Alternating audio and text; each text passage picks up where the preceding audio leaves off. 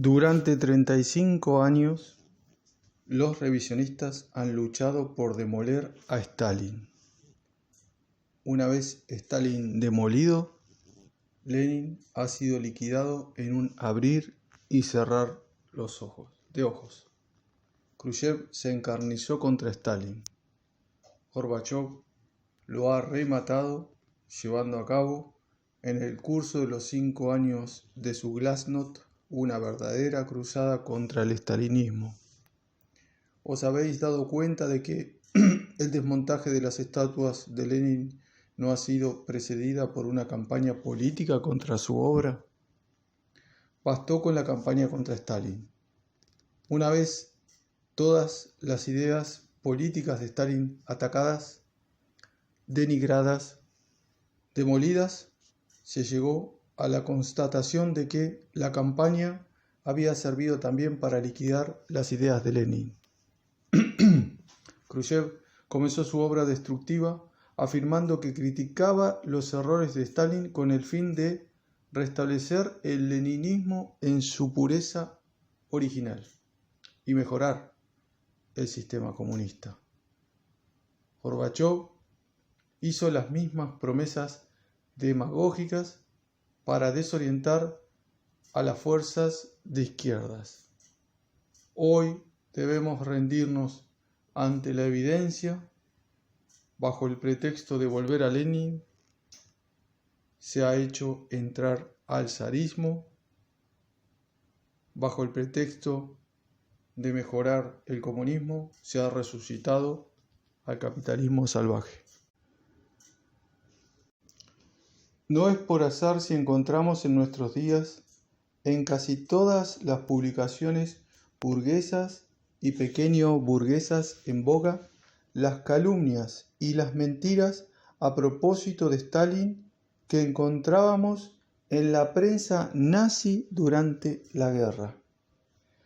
Es una señal de que la lucha de clases a nivel mundial lleva camino de convertirse en más dura de día en día y de que la gran burguesía moviliza a todas sus fuerzas para defender en todas las direcciones a su democracia, entre comillas. Durante algunas conferencias sobre el período de Stalin, hemos leído algunas veces un largo texto anti-stalinista y preguntábamos a las personas presentes lo que de él pensaban. Casi siempre, los que intervenían subrayaban que el texto, aunque violentamente anticomunista, mostraba claramente el entusiasmo de los jóvenes y de los pobres por el bolchevismo, así como las realizaciones técnicas de la Unión Soviética, pero que a pesar de esto les dejaba bastante preocupados.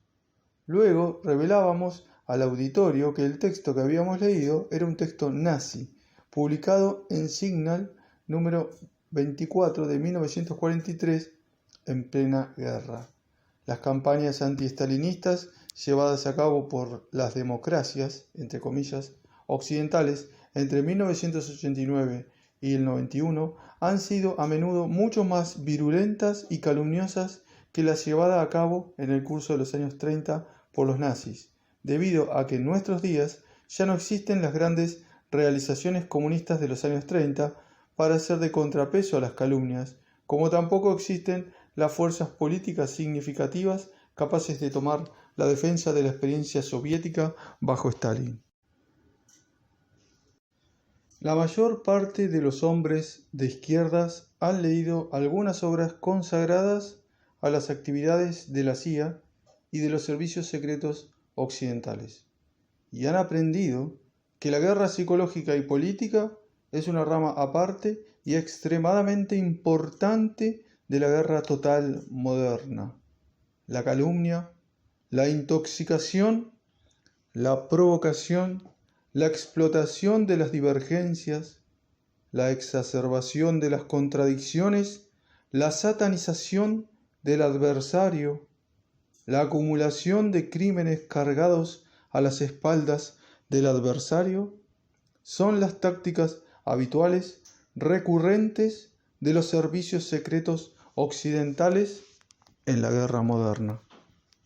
Ahora bien, las guerras que el imperialismo ha llevado a cabo con el mayor encarnizamiento y con los medios más colosales son las guerras anticomunistas, guerras militares, guerras clandestinas, guerras políticas y guerras psicológicas.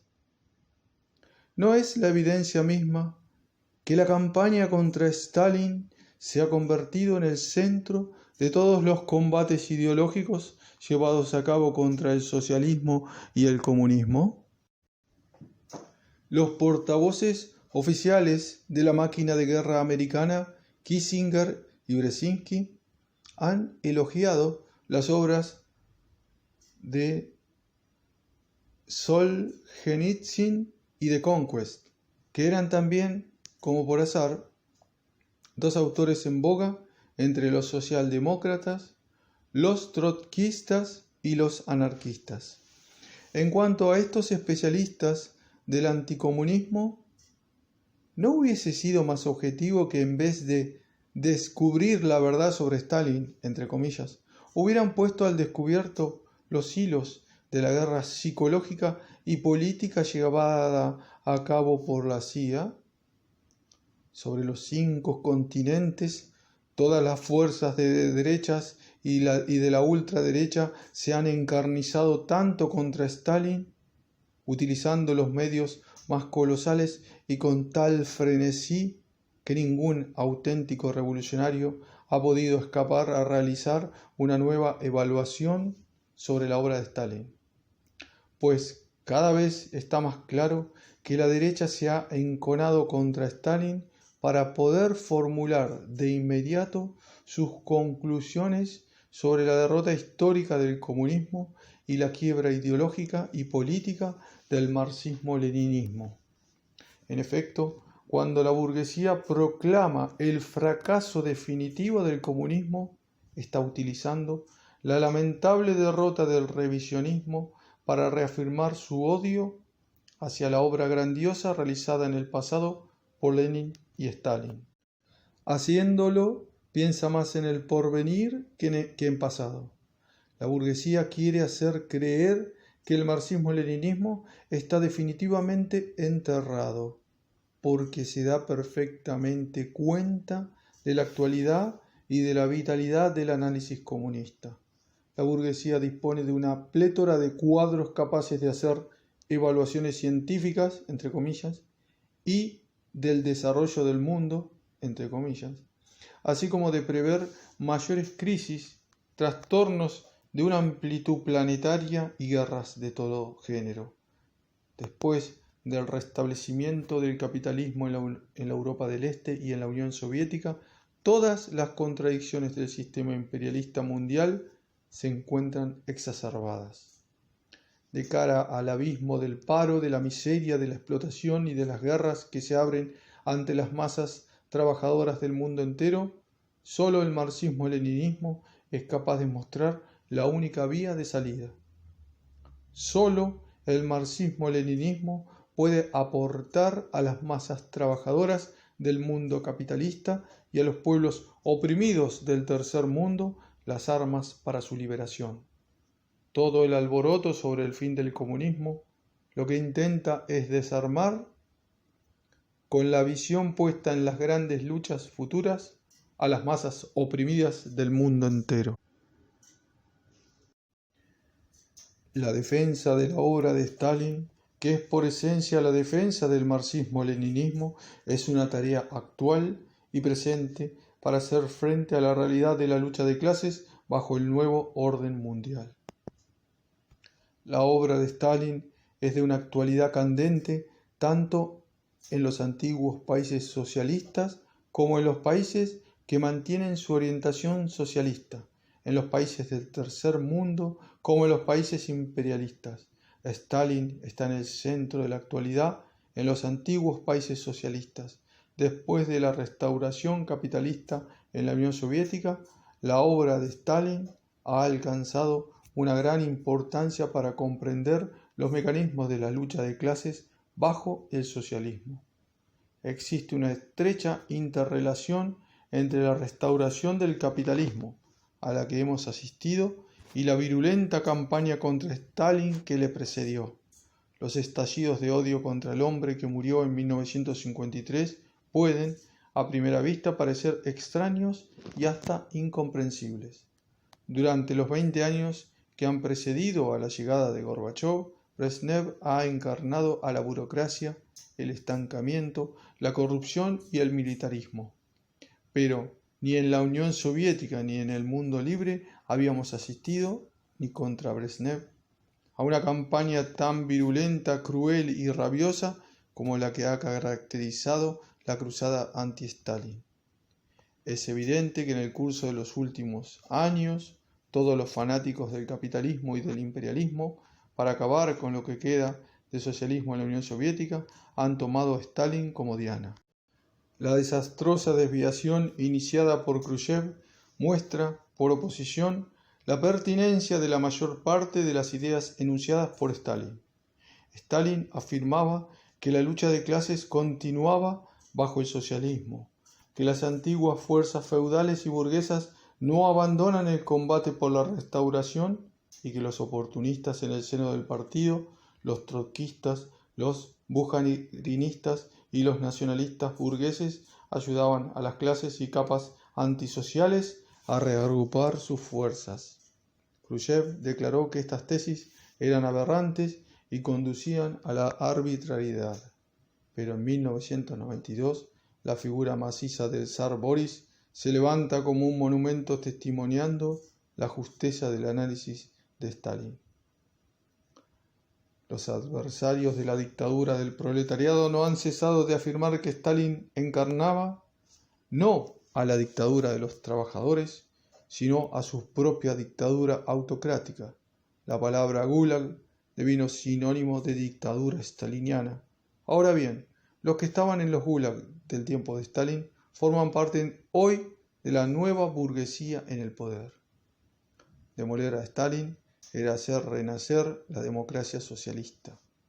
Pero, una vez Stalin enterrado, Hitler ha salido de su tumba y se rehabilitan en Rusia, Ucrania, Rumania y en Eslovaquia a todos los héroes negros, los Vlasov, los Bandera, los Antonescu, los Tiso y otros colaboradores de los nazis. La caída del muro de Berlín marca la subida del neonazismo en Alemania. Hoy, confrontado el desarrollo del capitalismo y del fascismo en el este, comprendemos mejor por qué Stalin defendía tan valerosamente al poder obrero. Stalin está en el centro del debate político en los países que mantienen el socialismo. Los medios no dejan de recordarnos regularmente que existe aún, desgraciadamente, un último cuadro de stalinistas en el planeta. Fidel Castro se mantiene en su pequeña isla como un dinosaurio stalinista. Kim Il-sung sobrepasa a Stalin en el campo del culto a la personalidad. Los verdugos chinos de la plaza Tiananmen son dignos herederos de Stalin. Algunos dogmáticos vietnamitas siempre fijan carteles de Ho Chi Minh y de Stalin. En pocas palabras, los 4 países que mantienen la vida socialista son excomulgados del mundo civilizado en nombre de Stalin. Este alboroto incesante apunta también a resucitar y reforzar a las corrientes anti-stalinistas, es decir, burguesas y pequeño-burguesas en estos países. En nuestros días, en el tercer mundo, todas las fuerzas que se oponen de una forma u otra a la barbarie imperialista son acosadas y masacradas en nombre de la lucha contra el estalinismo. Así, el Partido Comunista de Filipinas acaba de ser asido por el demonio estalinista de las purgas, según los términos del diario Le Monde, Patrice de Beer, Le Monde, 7 de agosto de 1991, La Lente Erosion.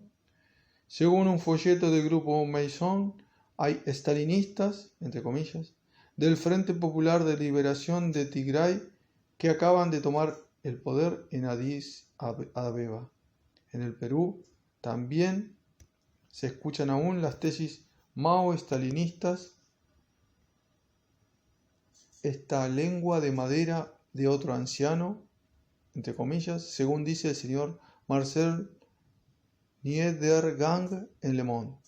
Vale la pena leer también que el Baath sirio dirige una sociedad cerrada casi staliniana. International Herald Tribune, 5 de noviembre de 1991, página 1.